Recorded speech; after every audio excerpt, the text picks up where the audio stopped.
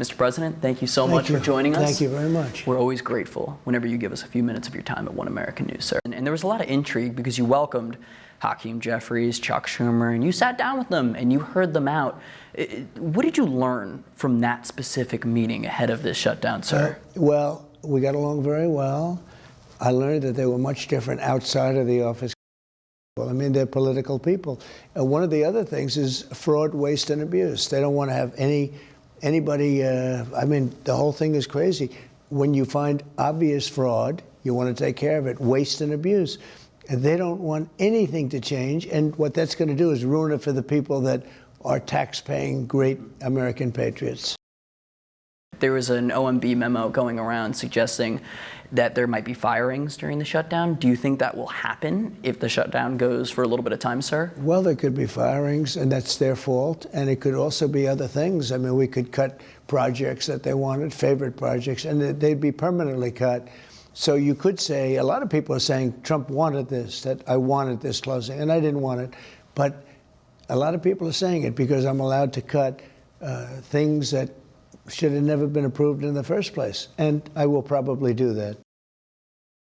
Inflation is completely stable. Yep. It's around target rate, and the country is ultimately taking in unprecedented amounts of tariff revenue, more than $200 billion at this point in time, sir. What do you believe this extra source of revenue can be put towards, and how big of a game changer is it for your administration? Well, ultimately, you know, because we're talking about just kicking in. They're just starting to kick in. But ultimately, your tariffs are going to be over $1 trillion a year, in my opinion.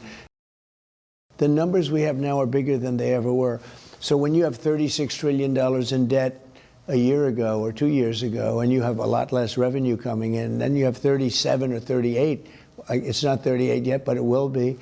And the numbers are so much bigger. All of a sudden, 38, you're under-levered, whereas for 36, you were highly levered. We're not highly levered anymore. Now, with that being said, we'll pay back debt, but we also might make a distribution to the people, almost like a dividend to the people of America. How much are you thinking for that, sir? Well, we're thinking maybe $1,000 to $2,000. Be great. Could you kind of give us a little bit of an inside scoop on regards to your plans in 2026, sir? I have big plans. Yeah, I have big plans. I want to survive. That's one of my big plans. You look at what's going on, it's crazy. You know, the rhetoric that these crazy Democrats are using is very dangerous. They've made politics very dangerous, and you're going to be very happy with the job we're going to do. Mr. President, thank you so much. Thank you very much. You're always generous with your time. Thank you.